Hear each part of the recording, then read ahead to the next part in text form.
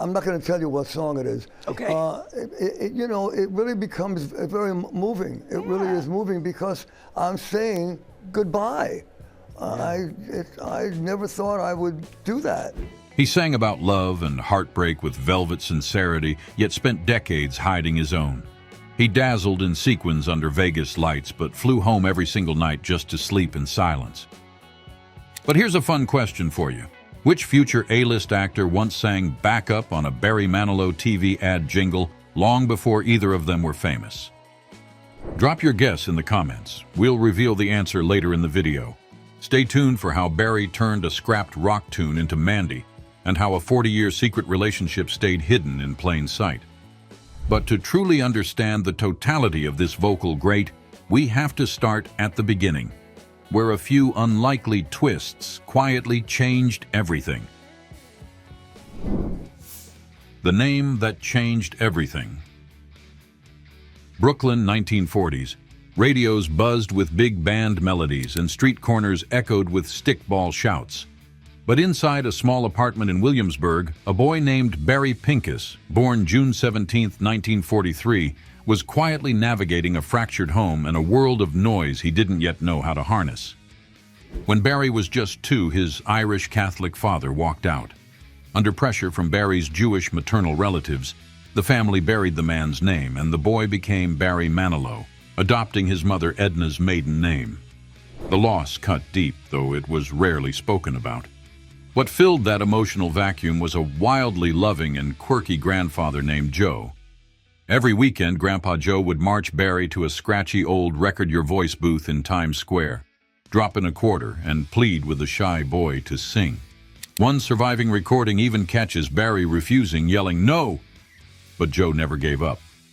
Later, another father figure emerged, stepdad Willie Murphy, a tough Irish trucker with a surprising love for jazz and Broadway cast albums. He brought home Sinatra records, Duke Ellington, Count Basie, what Barry would later call his stack of gold.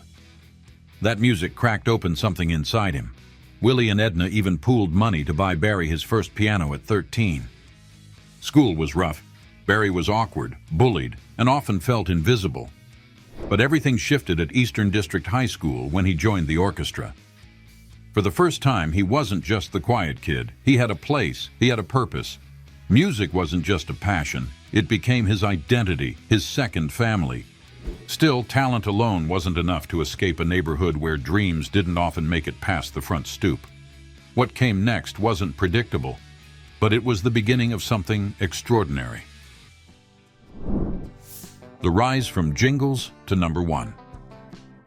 Barry's career didn't begin in glitter, it began in jingles. In the late 60s, he was hustling hard in New York, writing ad tunes for Band-Aid and State Farm, getting paid a few $100 for what would become some of the most memorable commercial melodies in American history. One of those jingles even featured a then-unknown backup singer, a young John Travolta, the answer to the quiz question at the beginning of the video. But Barry wasn't just learning to sell soup and insurance. He was mastering the art of songwon that's writing under pressure. That tight, emotional style would later become his signature. Anyways, his first big break came not from a label, but from a gay bathhouse.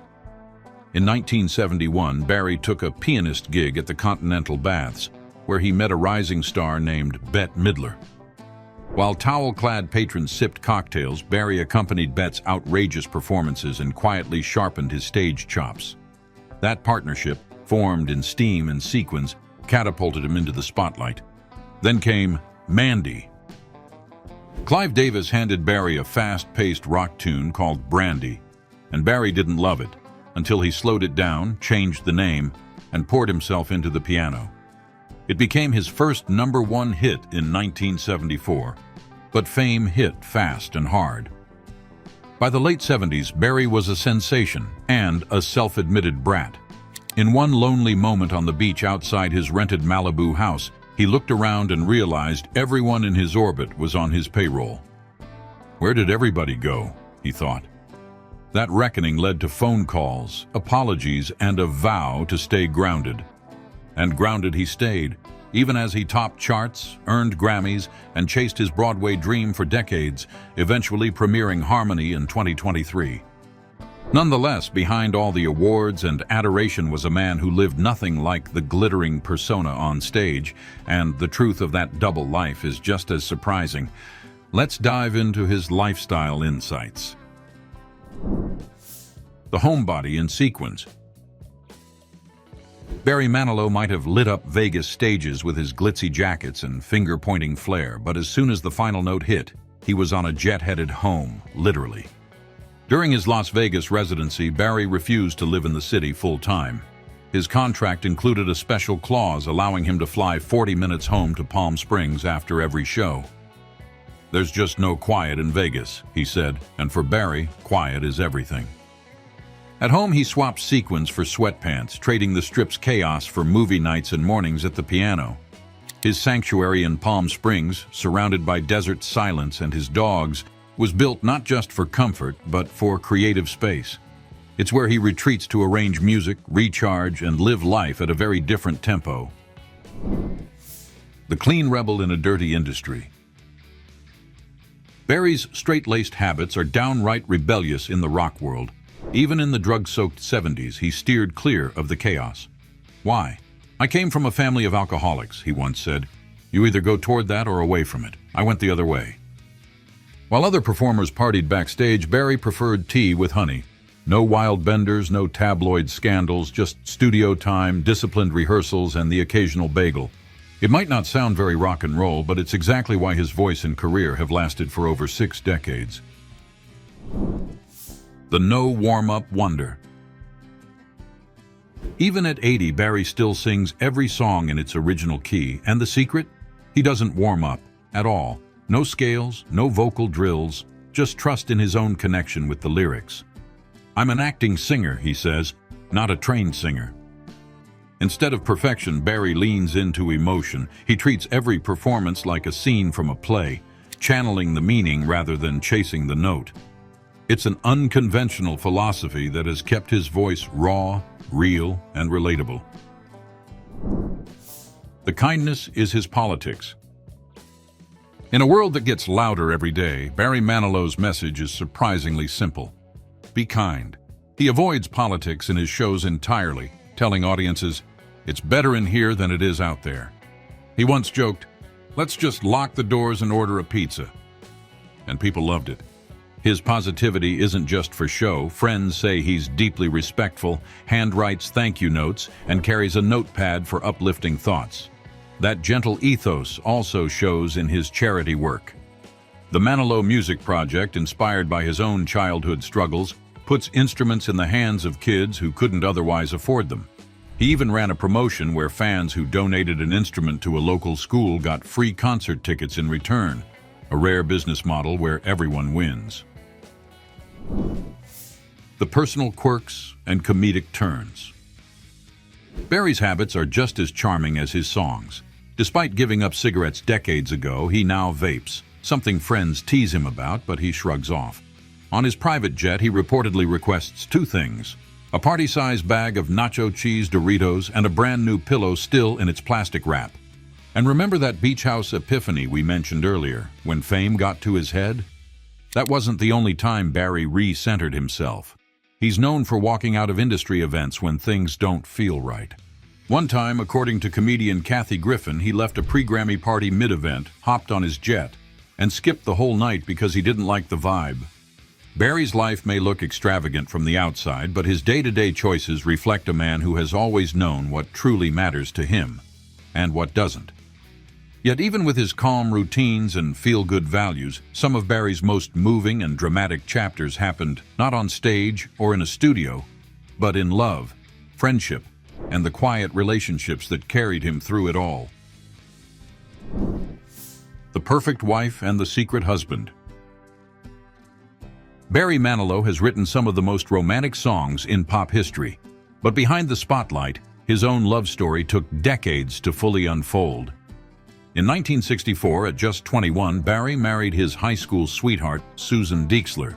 She was, in his words, the perfect wife. But as his music career began to demand everything from him, Barry made a heartbreaking decision.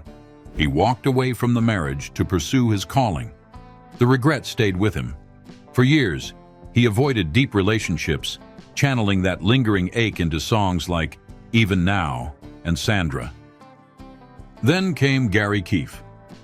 In 1978, as Barry's fame was exploding, Gary quietly entered his life, not just as his manager, but as his partner. Their love remained private for nearly 40 years, hidden from the public eye out of fear it would disappoint fans. Barry later admitted, "I thought I'd be letting them down." But when he finally came out in 2017, the reaction was overwhelming support. The response was beautiful, he said, visibly emotional. They'd actually married in secret back in 2014. Gary wasn't the only constant. Barry's relationships with longtime collaborators like Bruce Sussman, his lyricist and co-creator of Harmony, and his early champion Bette Midler formed a creative family that lasted decades. And through Gary, Barry became a stepfather and now a proud grandfather, a role he cherishes, drawing from his own stepdad's loving influence. Barry's story isn't just one of stage lights and sequins. It's one of deep, enduring loyalty, quiet love, and the power of relationships built away from the public eye. Still, behind every love song and loyal friendship, there's also the business, the catalogs, the royalties, the legal battles, and the strategic moves that made Barry not just an icon, but an empire.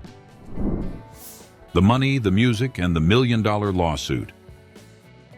Barry Manilow's financial journey mirrors his musical one, built on consistency, creativity, and a few headline-making decisions. As of 2025, his estimated net worth stands at $100 million. His wealth stems from a multifaceted career. Early on, he penned iconic jingles like State Farm's "Like a Good Neighbor," earning a modest $500 per tune. These catchy compositions laid the groundwork for his later success. Over the decades, Barry sold over 85 million records worldwide and maintained a lucrative Las Vegas residency, contributing significantly to his earnings. In 2020, Barry sold his entire music catalog, comprising 917 songs, to Hypnosis Songs Fund for $7.5 million, with potential bonuses totaling an additional $1.5 million. However, disputes arose over these bonuses, leading to legal battles. Barry filed a lawsuit alleging that Hypnosis breached their contract and owed him $1.5 million in damages, accusing them of fraudulent and negligent representation. A London High Court later ruled that the lawsuit over the $1.5 million bonus payments could not proceed in the UK, allowing Barry to pursue the matter in the US. Despite these challenges, Barry's financial acumen and enduring appeal have solidified his status as a music industry icon. His strategic decisions and timeless music continue to resonate with audiences worldwide. Nevertheless, beyond the numbers and legal disputes, Barry's real estate holdings reveal another facet of his life. Spaces that reflect his personality and provide solace away from the spotlight. The views, the villas, and the voice that needed quiet. Barry Manilow's real estate story isn't just about luxury. It's about escape, solitude, and personal sanctuary. His primary home is a sprawling 8-bedroom estate in Palm Springs, perched high in the hills with panoramic views of the Coachella Valley. It's not just beautiful, it's sacred to him. After every show in Vegas, Barry flies home by private jet just to sleep in his own bed. The peace and stillness of this house offer the exact opposite of the stage lights, exactly what he's craved his whole life. One of his most famous former homes was a Malibu beachfront retreat. With floor-to-ceiling glass walls, a self-feeding fish tank, and an outdoor kitchen tucked into the courtyard, the house became known locally as Barry's Place, even after he sold it in 2006. He once said it was his sanctuary, a space where he could breathe. In 2021, the property resurfaced on the market under a new owner, Singer Pink, at nearly $15 million, but its original spirit remained steeped in Barry's legacy. Then there's the Kaufman Desert House, an architectural gem in Palm Springs designed by Richard Neutra. Though Barry no longer owns it, the fact that he once called it home speaks volumes. It wasn't just a property. It was a mid-century masterpiece, carefully chosen by a man who treasures both silence and style. These homes aren't just real estate investments. They're reflections of a man who, beneath the glamour, lives for comfort, calm, and creative retreat. Nonetheless, when Barry finally leaves those havens and hits the road, his choices in transportation reveal a whole different side. Equal parts luxury, routine, and unexpected quirks. The man who chose peace over pomp. Barry Manilow's relationship with vehicles says more about his personality than any flashy car commercial ever could. Let's start with cars. Barry's been spotted cruising in a red Range Rover, a classy but understated choice that fits his low-key, off-stage lifestyle. There's also speculation he once owned a Stutz Blackhawk during the height of his 70s fame, a vehicle known for its luxury and drama, which at the time matched the man on stage. These days, though, Barry's much more about comfort than flash. Motorbikes? Not Barry's style. There's no record of him ever owning one, and honestly, picturing the soft-spoken balladeer roaring down Sunset Boulevard on a Harley feels like something out of a sketch comedy. But private jets? That's where it gets very Barry. As mentioned earlier, during his Las Vegas residency, he had a clause allowing him to jet home to Palm Springs every night instead of staying in a Vegas suite. Even his communications with flight crews go through his manager, Gary. It's not diva behavior, it's a man who knows what works and sticks to it. No yachts, no helicopters. Barry's not one for showing off. He values routine, familiarity, and peace. Even when the world expected glitz, Barry always chose grounded over grandiose. Yet even with all these comforts and careful boundaries, Barry hasn't stepped away from the spotlight just yet. In fact, what he's doing now might be the most heartfelt and history-making chapter of all. The encore on his own terms. At 81 years old, Barry Manilow is doing what few icons ever get to do, end on his own terms. In 2025, he's wrapping up his final North American arena tour, The Last Concerts, a farewell not born of fading relevance, but of choice. He still performs regularly at his lifetime residency at Westgate, Las Vegas, where he recently surpassed Elvis Presley's show record at the venue. Offstage, Barry is embracing a quieter, more reflective chapter. He's now a grandfather through his stepdaughter, Kirsten, and says the experience has brought his life full circle, especially after losing his own father so early. And after decades of secrecy, he finally lives openly and joyfully with his husband, Gary Keefe, proving that authenticity really can come with age. And in perhaps the most poetic full-circle moment of all, Homebody, his long-labored Broadway musical, finally premiered in 2023. It's the story of artists trying to create beauty in the face of chaos, which in many ways mirrors Barry's entire journey. Well, that's it for this video. Comment below with the moment that shocked you most. And don't forget to like, subscribe, and check out our other stories about music's most unforgettable icons.